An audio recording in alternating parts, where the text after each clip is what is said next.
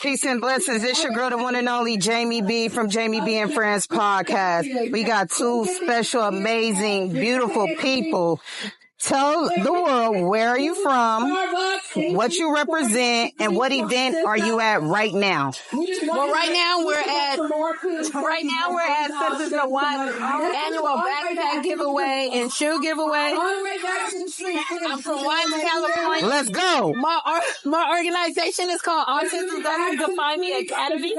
The reason why I began this autism nonprofit is because I have a 28-year-old son and a 7-year-old grandson with autism. The resources here in our lower socio-economic community, there's none. So I'm out here providing resources to these families out here. And being at these events, I have met so many families that I never would have came across. So I do it from the heart. Yes. So what age did you realize that your son was autistic? I'm glad that you asked that question. I had a girlfriend who had her son 2 weeks after I had mine. Mm-hmm. So I will say he was about 11 or 12 months, her son. I went to her house to visit her. Her son was at the front door hitting on the screen. I'm like, dang, I never heard my son do that. So that made me take him to the doctor. I kept going to Cigna. I went twice. And the second time, there was this African-American speech pathologist who told me, he may have autism. Let me refer you to the regional center. And that's how I found out. So I knew before he was 3 years old. So when the doctor told you that, what was your thoughts? Like, how did you feel? First, I didn't know what it was. Okay. So I educated myself on what autism was. I went through a depression because I didn't drink. I didn't smoke. I couldn't understand how my friends who drink and smoke, children came out fine, especially the baby who was born 2 weeks after my son. So there was some jealousy there. There was no resources here in what for me. So I had to go out the community. I had went on Google and I started, reading stuff from like Orange County. So I educated myself. Okay. On it. So yeah, so that's basically what I went through. Can you tell just a small glimpse of what is autism? Autism is a developmental disorder that affects the way people communicate with one another and the way they interact with others. Okay. So, don't quote me on this, but I know the last time I read the statistics was probably over a year ago. I think it was 1 in 46 maybe. And that's huge. That means every person out here who have a baby, 1 in 46 is going to have a child with autism. Yeah. Today, we met so many autistic families, and it's just amazing. It's just a great feeling. Like with my son, I did it. That's my son. I didn't know what to do. Like going to the regional center, it's very important for parents to go to the regional center because they'll follow that child for the rest of their life. Yeah, plug some resources that people don't know. Like you said, it was earlier on for you, so you didn't know where to go, what resources to go to. Now it's 2024. You kind of could Google something, but for people in this district, like, where could you go, like you said? The regional center. The regional center has all the doctors, all the therapists, everyone there to test these children. And a lot of people think their kids have autism because they're not talking. But they can Google what the characteristics are, like lining things up in a row, like stimming, flapping their hands, not being nonverbal. Nonverbal doesn't mean or not thinking doesn't mean that they have autism, but it's something to check into. Yeah. So, yeah. There's other resources as well, such as income supporting services that have paid the parents to watch their own child and protect their own child. And Social Security, they'll get Social Security. The regional center has respite care. Right. Yeah, respite care pays someone to watch your kids so you can go out and have a breather. Was it difficult to raise a child and help raise a grandchild with autism? I come from a very supportive family. The only thing that I can say is when she was 6, I was referred to a doctor, not sure what type. It was for autism in Beverly Hills. She told my husband and I that I needed to put my son on Ritalin. She told me I needed to put my son on Ritalin, like some medication, just because he was playing with Legos and didn't take the man and put him on a horse and have the horse galloping, which was crazy. So we chose not to do that.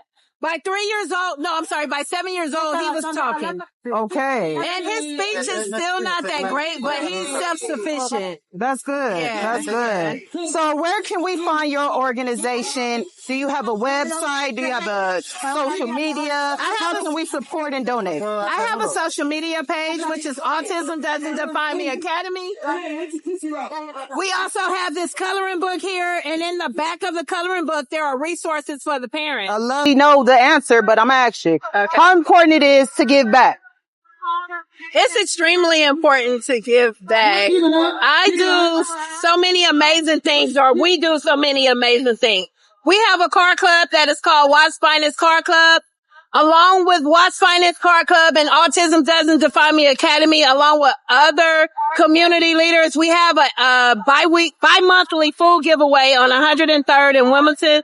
Every other week, we give a huge Christmas toy giveaway. We have an autism walk right here in Watts on Success by Kaiser and Children's Institute. Yeah, we give back all the time. Yes. We pick a family. We donate to the family. So yeah. I love your honesty, because when I did ask you that question as far as how did you feel when you found out your son had autism, because I could put myself in those shoes. Yes. And I understand. I would be jealous. I don't smoke. I don't drink. Like, what the hell? So how long did it take for you to just cope with it and come to the realization that you're a strong Black woman and you're a fighter and you're going to do what you got to do? It actually took me some years, to be honest, because like I said, the appropriate resources were not here, and family members and friends don't understand what you go through. You can't just take your child to a birthday party, because they'll see a balloon. They don't see nothing else but that balloon. They're knocking over babies. I'm getting into arguments. I'm getting into altercations, fights. And I have to explain to them that he's special needs. Yeah. Some parents don't accept that. So sometimes I just don't go. And I'm glad that you broke that down. See, I like this. We can have a long conversation. I like that you said that, because my son was playing with a child. He didn't look autistic or nothing. You have an autistic child? No. Oh, okay. My son was playing with a kid, and I didn't know he was autistic. Okay. The mom was like, I'm sorry, he's autistic. And I kind of felt offended, like, why do you have to say that? My daughter feels the same way. Why do you have to explain yourself? The one with the 7-year-old child. She feels the same way. She doesn't tell people. No, I mean, I get it from your end, but it's like, kids are going to be kids. And if he do something outlandish and outrageous, then it's like, my bad, yeah. It's just a protective thing, because we don't know what our child is capable of doing. She probably didn't watch his every move, and she probably didn't know if he did something inappropriate or not. So I find myself, when he was younger, saying the same thing. Yeah. I would apologize and say, oh, I'm sorry, he has autism. Like right now, he's 28 and he's very flirtatious. And he doesn't care if a pretty woman is walking with their husband. He don't understand that. He just want her to know he see her and he's going to speak. Some people get offended. Yes. So we have to let the fathers know, or the husbands know, like, yeah, he has special needs. Okay. Yeah. Well, if you could say something positive to the founders of Sisters of Watts, what would you say? I would say that you have an amazing organization. Thank you for being one of my best friends. Thank you for encouraging me to start a nonprofit so I can be out here helping these other families. One more thing. I'm going to keep you. This is the longest interview. One more thing. Could you say something positive to a parent that just found out that their kid had autism?